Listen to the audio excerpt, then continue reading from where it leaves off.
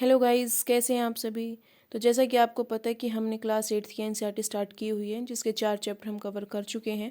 और आज हम चैप्टर 3 संसद और चैप्टर 4 कानूनों की समझ के ऊपर कुछ एमसीक्यू सॉल्व करेंगे। तो चलिए आज का हमारा जो सेशन है उसको स्टार्ट करते हैं। आइए देखते हैं पहला क्वेश्चन क्या है कि निम्नलिखित कथनों पर विचार कीजिए। निम्नलिखित कथनों पर विचार कीजिए। सार्वभौमिक वयस्क मताधिकार का अर्थ है कि देश के सभी वयस्क नागरिकों को वोट देने का अधिकार होता है। सार्वभौमिक वयस्क मताधिकार से आप क्या समझते हैं कि जो भी 18+ एज का है इंडियन सिटीजन, उसको वोट डालने का अधिकार होता है। क्लियर है। लोगों का निर्णय ही लोकतांत्रिक सरकार का गठन करता है और उसके कामकाज के बारे में फैसला देता है। सही बात है, लोकतंत्र में लोगों का ही शासन होता है, लोगों के द्वारा ही शासन होता है। लोग ही तय करते हैं कि सरकार का काम सही है गलत है, उसकी आलोचना विवेचना करते हैं, उसके समर्थन में बोलते हैं, उसके खिलाफ बोलते हैं, है ना। प्रदर्शन करते हैं, धरना देते हैं, प्रोटेस्ट वगैरह करते हैं। तो इन सब से क्या पता चलता है कि जो निर्णय लेता है लोकतांत्रिक सरकार में वो लोग ही लेते हैं। ठीक है, लोग ही कामकाज के बारे में फैसला लेते हैं कि सरकार ने कैसा काम किया है कैसा नहीं। तो उपरोक्त कथनों में से कौन सा कथन सही हो जाएगा। हमारे पास दोनों कथन जो है वो सही है, तो ऑप्शन सी हमारा राइट आंसर हो जाएगा। क्लियर है। अच्छा जी, नेक्स्ट क्वेश्चन देखिए। निम्नलिखित कथनों पर विचार कीजिए। जनता द्वारा संसद के लिए चुने गए सभी प्रतिनिधियों में से एक समूह सरकार बनाता है। दूसरा है संसद सरकार को नियंत्रित करती है और उसका मार्गदर्शन भी करती है। उपरोक्त कथनों में से कौन सा सही है, पहला, दूसरा, दोनों या कोई नहीं। अब देखो, जनता द्वारा संसद के लिए चुने गए, अब जनता ही चुनती है लोकसभा के सदस्यों को, और वही लोकसभा के सदस्यों का समूह जो बहुमत में है वो बनाता है क्या, सरकार बनाता है। तो पहली स्टेटमेंट हमारी सही हुई। संसद सरकार को नियंत्रित करती है और उसका मार्गदर्शन करती है, ये भी सही हुई। प्रश्नकाल में जो सांसद है वो सत्ताधारी दल से प्रश्न पूछते हैं कि आपने काम किया नहीं किया, ऐसा है वैसा है, बहुत से उनसे सवाल जवाब होते हैं, वो उनके जवाब देता है। तो इनसे क्या होता है कि मार्गदर्शन भी करती है संसद। ठीक है, तो उपरोक्त कथनों में से कौन सा सही है, दोनों कथन ही सही है। नेक्स्ट क्वेश्चन है, निम्नलिखित में से कौन से निकाय संसद के अंगों में शामिल है। संसद के कितने अंग हैं भाई, 3 हैं। कौन कौन से हैं, राज्यसभा, लोकसभा, राष्ट्रपति या विधानसभा। केवल 1 व 2, 1, 2 व 3, 1, 2 व 4 या उपरोक्त सभी। कौन कौन से हैं भाई, हमें पता है कि लोकसभा, राज्यसभा और राष्ट्रपति मिलकर संसद बनाते हैं। तो राज्यसभा, लोकसभा और राष्ट्रपति पहले 3, 1, 2 व 3। तो ऑप्शन बी हमारा राइट आंसर हो जाएगा। क्लियर है। नेक्स्ट है, निम्नलिखित कथनों पर विचार करें। भारतीय संसद देश की सर्वोच्च कानून निर्मात्री संस्था है। राज्यसभा व लोकसभा में क्रमशः 245 व 545 सदस्य होते हैं। सभापति व अध्यक्ष क्रमशः उपराष्ट्रपति व राष्ट्रपति होते हैं। उपरोक्त कथनों में से कौन सा कथन सही है ये बताना है हमें। तो देखो, ये तो सही है कि जो कानून बनाती है, कानून बनाने की सर्वोच्च संस्था है हमारी संसद है। ठीक है, भारतीय संसद का ही काम होता है कानून बनाना। लेकिन ये देखो, सभापति किसके, राज्यसभा के सभापति कौन होते हैं, उपराष्ट्रपति। ठीक है, लेकिन लोकसभा के सभापति कौन होते हैं, लोकसभा के सभापति, लोकसभा के अध्यक्ष, यानी कि वो तो संसद का कोई सदस्य ही होगा ना, लोकसभा का कोई सदस्य ही होगा। तो राष्ट्रपति तो होगा नहीं। क्रमशः कि जो लोकसभा का अध्यक्ष है वो राष्ट्रपति तो होता नहीं है। हाँ, लेकिन जो राज्यसभा का सभापति है वो उपराष्ट्रपति होता है, ये स्टेटमेंट सही है। लेकिन लोकसभा का अध्यक्ष राष्ट्रपति होता है, ये गलत है। तो दूसरी स्टेटमेंट जो है हमारी गलत हो जाएगी। ठीक है, तो पहली स्टेटमेंट सही है, तो ऑप्शन हो जाएगा ए, केवल पहली स्टेटमेंट ही हमारे पास जो है वो सही है। नेक्स्ट है, संसद का स्थायी सदन कौन सा है, लोकसभा, राज्यसभा, विधानसभा या कोई नहीं। लोकसभा का संसद का स्थायी सदन कौन सा है, राज्यसभा। इसका विघटन नहीं हो सकता। लोकसभा का विघटन प्रेसिडेंट कर सकता है, लेकिन राज्यसभा कंटिन्यूसली चलने वाली है, इसका कभी भी विघटन नहीं होता है। हर 2 साल में 1/3 सदस्य रिटायर होते रहते हैं और निर्वाचित होते रहते हैं, लेकिन इसका कभी भी विघटन नहीं होता है। किसका, राज्यसभा का। तो राज्यसभा संसद का स्थायी सदन है। क्लियर है। अच्छा जी, उसके बाद है, भारतीय संसद बनती है किन किन से मिलकर। अभी हमने पीछे पढ़ा, लोकसभा द्वारा, राज्यसभा व लोकसभा द्वारा, लोकसभा व राष्ट्रपति द्वारा, राज्यसभा, लोकसभा व राष्ट्रपति द्वारा। किससे मिलकर बनती है, केवल लोकसभा से नहीं, राज्यसभा व लोकसभा होते हैं भाई। ठीक है, लोकसभा और राष्ट्रपति भी होते हैं, लेकिन तीनों होते हैं, राज्यसभा, लोकसभा व राष्ट्रपति, तीनों से मिलकर हमारी पार्लियामेंट संसद बनती है ना। तीनों से मिलकर बनती है हमारी संसद। क्लियर है। अच्छा जी, नेक्स्ट क्वेश्चन है, भारतीय संसद की संप्रभुता प्रतिबंधित है। कैसे प्रतिबंधित है? हम कैसे कहते हैं कि इंडिया में भारत की संसदीय शासन प्रणाली में संसद की सर्वोच्चता नहीं है, संसद की संप्रभुता नहीं है? तो उसका क्या कारण है? भारत के राष्ट्रपति की शक्तियों से है, न्यायिक समीक्षा से, विपक्षी दल के नेताओं से, या भारत के प्रधानमंत्री की शक्तियों से? अब देखो, लोकसभा ने यानी कि संसद ने कोई भी कानून पारित किया, अब उस पर जो जुडिशरी है वो जुडिशियल रिव्यू रख सकती है कि वो चेक कर सकती है कि कानून जो भी बनाए वो संविधान का उल्लंघन तो नहीं करता है, वो संविधान के खिलाफ तो नहीं है। इसलिए जो न्यायिक समीक्षा है वो भारतीय संसद की संप्रभुता को प्रतिबंधित करती है। क्लियर है।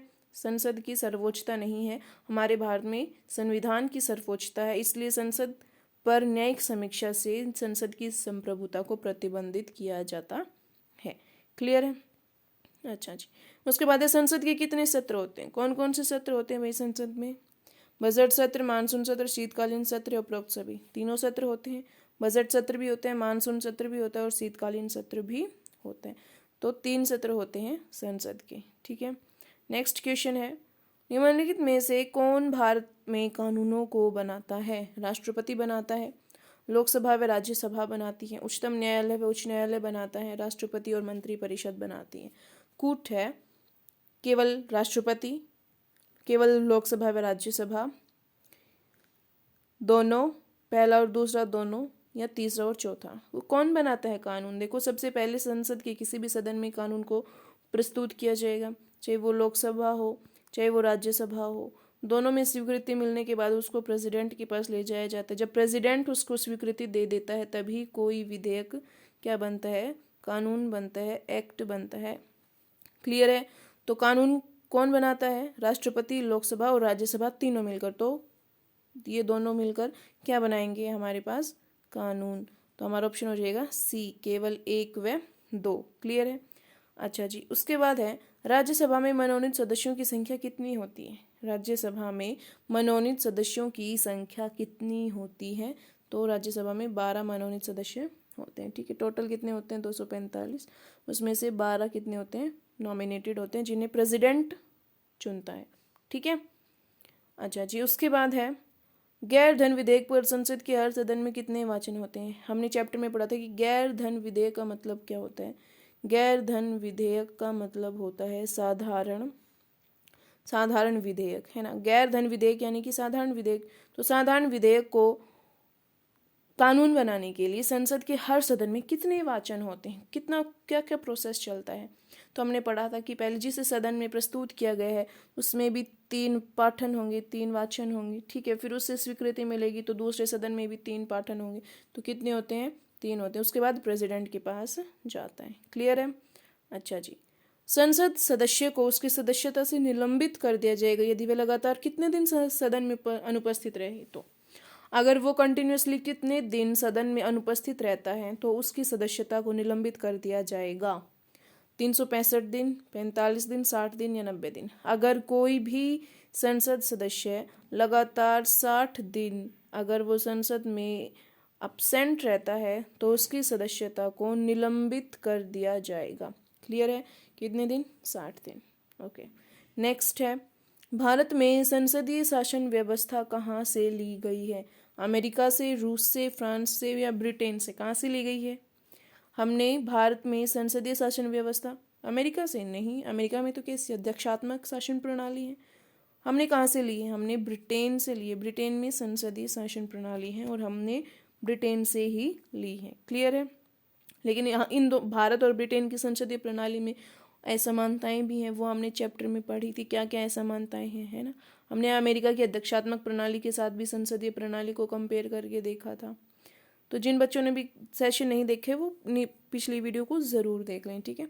वार्षिक वित्तीय वितरण का उल्लेख संविधान के कौन से अनुच्छेद में? अब आप कहेंगे कि वार्षिक वित्तीय वितरण क्या होता है। तो देखिए, जो बजट है, बजट शब्द का इस्तेमाल हमारे संविधान में नहीं किया गया है।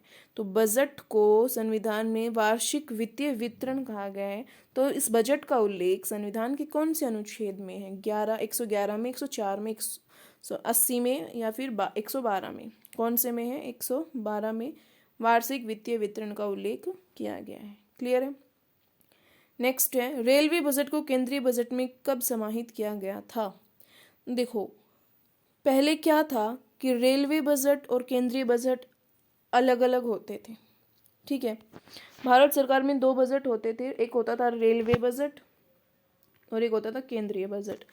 ठीक है, रेलवे बजट में रेल से संबंधित जो भी आय व्यय की शक्तियाँ होती थी वो शामिल होता था। ठीक है, लेकिन जो सेंट्रल बजट था, केंद्रीय बजट था, उसमें रेलवे बजट को हटाकर, रेलवे मंत्रालय को हटाकर जो कुछ भी बचता था वो इसके अंतर्गत आता था। लेकिन फिर 2017 में केंद्र सरकार ने इन दोनों को मर्ज कर दिया।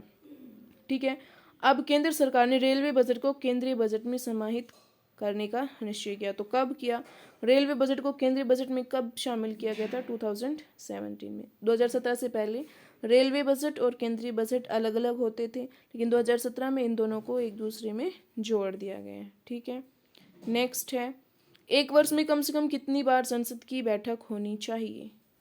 एक वर्ष में कम से कम कितनी बार संसद की बैठक होना आवश्यक है? एक बार, 3 बार, 2 बार या 4 बार? एक वर्ष में कम से कम 2 बार संसद की बैठक होना आवश्यक है। क्लियर है? अच्छा जी, नेक्स्ट है, निम्न में से कौन सा सुमेलित है? बताइए। संसद केंद्र सरकार का विधायी अंग, लोकसभा निचला सदन, राज्यसभा उच्च सदन, हाउस ऑफ कॉमन्स ऊपरी सदन। बताइए कौन सा सुमेलित नहीं है इनमें से, या ये बताना कि कौन सा सुमेलित नहीं है। ठीक है, नहीं है बताना है। ओके, तो देखिए, संसद का मतलब क्या होता है? केंद्र सरकार का विधायी अंग संसद है, पहला सुमेलित है। लोकसभा निचला सदन है। संसद के कितने सदन होते हैं? 2, एक लोकसभा और दूसरा राज्यसभा। ठीक है, लोकसभा निचला सदन होता है, राज्यसभा उच्च सदन, सुमेलित है। हाउस ऑफ कॉमन्स क्या है? ये जैसे इंडिया में लोकसभा राज्यसभा होते हैं, ऐसे ही ब्रिटेन में क्या होता है? हाउस ऑफ लॉर्ड्स और हाउस ऑफ कॉमन्स। तो हाउस ऑफ लॉर्ड्स ऊपरी सदन और हाउस ऑफ कॉमन्स निचला सदन होता है, इसलिए ये सुमेलित नहीं है। तो हमारा ऑप्शन हो जाएगा डी। ठीक है, संसद के किस सदन को प्रतिनिधि सभा कहा जाता है? लोकसभा, राज्यसभा, आकलन समिति या इनमें से कोई नहीं? देखिए, प्रतिनिधि सभा, हमारे द्वारा चुने गए प्रतिनिधि कौन सी सभा में होते हैं? लोकसभा में होते हैं, तो लोकसभा को प्रतिनिधि सभा कहा जाता है। उसके बाद है, साधारण विधेयक से संबंधित गतिरोध को दूर करने के लिए संसद के दोनों सदनों की संयुक्त बैठक कौन बुलाता है? किसी साधारण विधेयक को लेकर राज्यसभा और लोकसभा में गतिरोध हो जाए तो इस गतिरोध को दूर करने के लिए इन दोनों की संयुक्त बैठक बुलानी पड़ती है। तो इन दोनों की संयुक्त बैठक को कौन बुलाएगा? राष्ट्रपति बुलाएगा, प्रधानमंत्री बुलाएगा, लोकसभा अध्यक्ष बुलाएगा या कोई नहीं? तो इन दोनों की संयुक्त बैठक को प्रेसिडेंट बुलाता है, राष्ट्रपति बुलाता है, लेकिन इसकी अध्यक्षता कौन करता है? लोकसभा का अध्यक्ष ही इसकी अध्यक्षता करेगा और राष्ट्रपति बुलाएगा। ठीक है, तो हमारा आंसर क्या हो जाएगा कि संयुक्त बैठक कौन बुलाता है? संयुक्त बैठक राष्ट्रपति बुलाता है। क्लियर है? अच्छा जी, उसके बाद है, अस्थायी संसद भारत में कब तक रही? अस्थायी संसद से आप क्या समझते हैं? जो संविधान सभा थी, हमारी संविधान सभा ने जब तक कि 1952 में आम चुनाव हुए थे, आम चुनाव होने के बाद ही संसद का गठन हुआ था, लोकसभा राज्यसभा तभी बनी थी। तो तब तक ये जब चुनाव नहीं हुए थे तो हमारी जो संविधान सभा थी उसने ही संसद के रूप में अस्थायी काल के लिए कार्य किया था। तो कब तक किया था? 17 अप्रैल 1952 तक। क्लियर है? क्योंकि उसके बाद 1952 में आम चुनाव हो गए थे और फिर संसद का गठन, स्थायी संसद का गठन हो गया था। क्लियर है?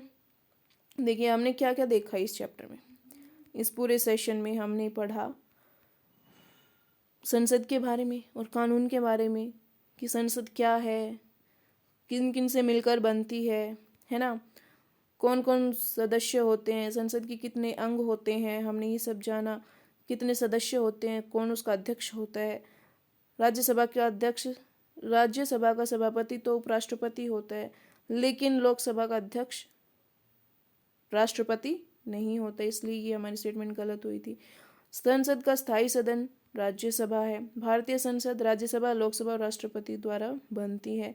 भारतीय संसद की संप्रभुता न्यायिक समीक्षा से प्रतिबंधित है, उस पर हम न्यायिक समीक्षा रखते हैं।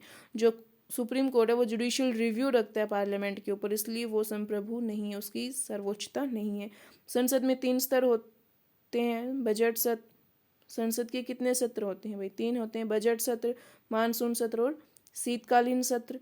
निम्नलिखित में से कौन भारत में कानूनों को बनाता है? तो लोकसभा, राज्यसभा और राष्ट्रपति तीनों मिलकर कानून बनाते हैं। राज्यसभा में मनोनीत सदस्यों की संख्या कितनी है? 12 है। कौन उनको नॉमिनेट, जो 12 सदस्य हैं उनको कौन चुनता है? राष्ट्रपति चुनता है। जो अपनी अपनी फील्ड में महारथी होते हैं उनमें से किसी को भी 12 सदस्यों को प्रेसिडेंट अपनी मर्जी से चुनता है। ठीक है। गैर धन विधेयक यानी कि साधारण विधेयक पर संसद के हर सदन में कितनी बार पाठन या वाचन होते हैं? तो 3 बार होता है। संसद सदस्य को उसकी सदस्यता से निलंबित कर दिया जाएगा यदि वह लगातार सदन में कितने दिन अनुपस्थित रहे? 60 दिन अनुपस्थित रहे तो उसे निलंबित कर दिया जाएगा। भारत में संसदीय शासन व्यवस्था ब्रिटेन से ली गई है। वार्षिक वित्तीय वितरण यानी कि बजट का उल्लेख संविधान के अनुच्छेद 112 में किया गया है। रेलवे बजट को केंद्रीय बजट में 2017 में समाहित किया गया था, उससे पहले ये दोनों अलग अलग थे। एक वर्ष में कम से कम कितनी बार संसद की बैठक होनी चाहिए? 2 बार होनी चाहिए। हाउस ऑफ कॉमन्स ऊपरी सदन नहीं होता, हाउस ऑफ कॉमन्स निचला सदन होता है। और हाउस ऑफ लॉर्ड्स जो कि ब्रिटेन के पार्लियामेंट में हाउस ऑफ कॉमन्स और हाउस ऑफ लॉर्ड्स होते हैं। हाउस ऑफ लॉर्ड्स जो है वो ऊपरी सदन और हाउस ऑफ कॉमन्स निचला सदन होता है। संसद के किस सदन को प्रतिनिधि सभा कहा जाता है? लोकसभा को। साधारण विधेयक से संबंधित गतिरोध को दूर करने के लिए संसद के दोनों सदनों की संयुक्त बैठक राष्ट्रपति बुलाता है। अस्थायी संसद 17 अप्रैल 1952 तक रही थी। तो आई होप आपके सारे डाउट्स क्लियर हो गए होंगे। अगर फिर भी आपको कोई डाउट रह जाता है तो प्लीज़ कमेंट सेक्शन में ज़रूर बताएं, और वीडियो अच्छी लगी हो तो लाइक करें, शेयर करें और चैनल को सब्सक्राइब करें।